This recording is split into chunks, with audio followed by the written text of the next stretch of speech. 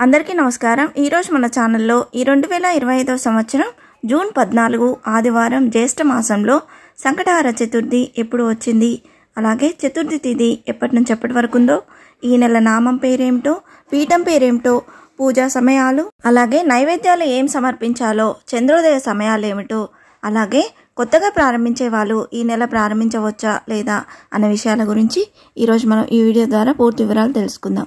ఎక్కడా స్కిప్ చేయకుండా పూర్తి వీడియో చూస్తారని ఆశిస్తున్నాను। అంతకంటే ముందుగా ఇంతవరకు నా ఛానల్ సబ్స్క్రైబ్ చేసుకున్న వాళ్ళు ఉంటే సబ్స్క్రైబ్ బటన్ ప్రెస్ చేసి పక్కనే ఉన్న బెల్ ఐకాన్ ప్రెస్ చేసి ఆల్ అనే ఆప్షన్ ప్రెస్ చేశారంటే నేను పెట్టే ప్రతి వీడియో నోటిఫికేషన్ ద్వారా మొదటగా చూసేయవచ్చు। ముందుగా వీడియోలోకి వెళ్ళిపోదాం। సంకష్టి అంటే కష్టకాలం నుండి విమోచన కలగటం, అంటే మనుషుల్ని కష్టాల నుండి గట్టెక్కించేది ఈ సంకట చతుర్థి వ్రతం। విఘ్నాలను తొలగించే గణపతికి అత్యంత ప్రీతిపాత్రమైన తిథులలో ప్రధానమైంది చతుర్థి తిథి। ప్రతి మాసం కృష్ణపక్షంలో అంటే పౌర్ణమి తర్వాత 3-4 రోజుల్లో చవితి వస్తుంది। ప్రదోషకాల సమయంకు అంటే సూర్యాస్తమయ సమయంలో చవితి ఎప్పుడు ఉంటుందో ఆ రోజున సంకష్టహార చవితిగా పరిగణించాలి। అయితే 2 రోజులు ప్రదోష సమయంలో చవితి ఉండడం సాధారణంగా జరగదు। ఒకవేళ ఎప్పుడైనా అలా జరిగితే 2వ రోజున సంకటహార చవితిగా గమనించాలి। ఈ సంకటహార చతుర్థి వ్రతాన్ని 3, 5, 11 లేదా 21 నెలల పాటు ఆచరిస్తారు। ఈ వ్రతాన్ని బహుళ చవితి నాడు ప్రారంభించాలి। ఈ రోజున ప్రాతకాలమే తలస్నానం చేసి ఆ తర్వాత గణపతిని పూజించాలి। 1/2 మీటర్ పొడవున్న తెలుపు లేదా ఎరుపు రంగు జాకెట్ ముక్కను తీసుకొని వినాయకుడి ముందు పెట్టి దాన్ని పసుపు కుంకుమతో అలంకరణ చేయాలి। మనస్సులోని కోరికను తలుచుకొని 3 గుప్పిళ్ల బియ్యాన్ని గుడ్డలో వేసిన తర్వాత తమలపాకుల్లో 2 ఎండు ఖర్జూరాలు, 2 ఒక్కలు దక్షిణ పెట్టి మనసులోని కోరికను మరొకసారి తలుచుకొని మూట కట్టాలి।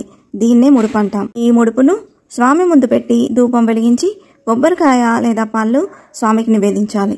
తదుపరి గణపతి ఆలయానికి వెళ్లి 3, 11 లేదా 21 ప్రదక్షిణలు చేయాలి। ఎవరి శక్తిని బట్టి వారు గరక పూజను కానీ గణపతి హోమాన్ని కానీ చేయించుకోవచ్చు। సూర్యాస్తమయం వరకు పూజ చేసిన వినాయకుడిని కదపకూడదు। సూర్యుడు అస్తమించిన తర్వాత స్నానం చేసి దీపం వెలిగించి తిరిగి వినాయకుడికి లఘువుగా పూజ చేయాలి। ఈ 2025 సంవత్సరం జ్యేష్ఠ మాసం జూన్ నెలలో సంకష్టహార చతుర్థి ఎప్పుడు వచ్చిందో ఇప్పుడు తెలుసుకుందాం। స్వస్తి శ్రీ చాంద్రమానేన శ్రీ విశ్వావసు నామ సంవత్సరం గ్రీష్మ ఋతువు జ్యేష్ఠ మాసంలో జ్యేష్ఠ బహుళ చవితి తిథి అనేది జూన్ 14, 2025 శనివారం రోజు మధ్యాహ్నం 2:49 ప్రారంభమై జూన్ 15 ఆదివారం పగలు అంటే మధ్యాహ్నం 2:31 వరకు ఉందండి। హిందూ పంచాంగం ప్రకారం సూర్యోదయానికి ఏ తిథి అయితే ఉంటుందో ఆ రోజు ఆ తిథిగా పరిగణిస్తాం।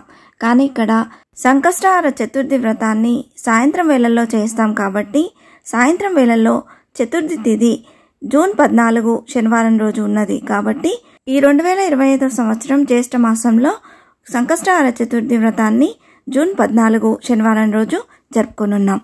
ఉదయం పూజా సమయాలు జూన్ 14 శనివారం ఉదయం 8:44 నుండి ఉదయం 9 గంటల వరకు ఉందండి। మరలా ఉదయం 10:30 నుండి మధ్యాహ్నం 12 గంటల లోపు పూజ అనేది ప్రారంభించుకోవాలి।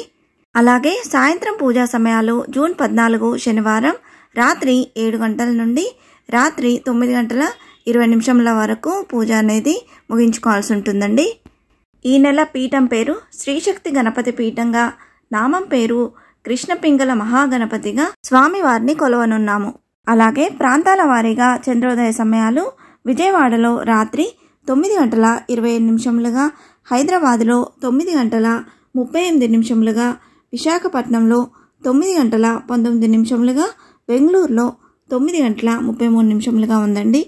సంకటహార చతుర్థి రోజున గణేశునికి దర్బలను సమర్పించడం, అలాగే నైవేద్యంగా మోదకాలు లేదా లడ్డూలను సమర్పించాలి।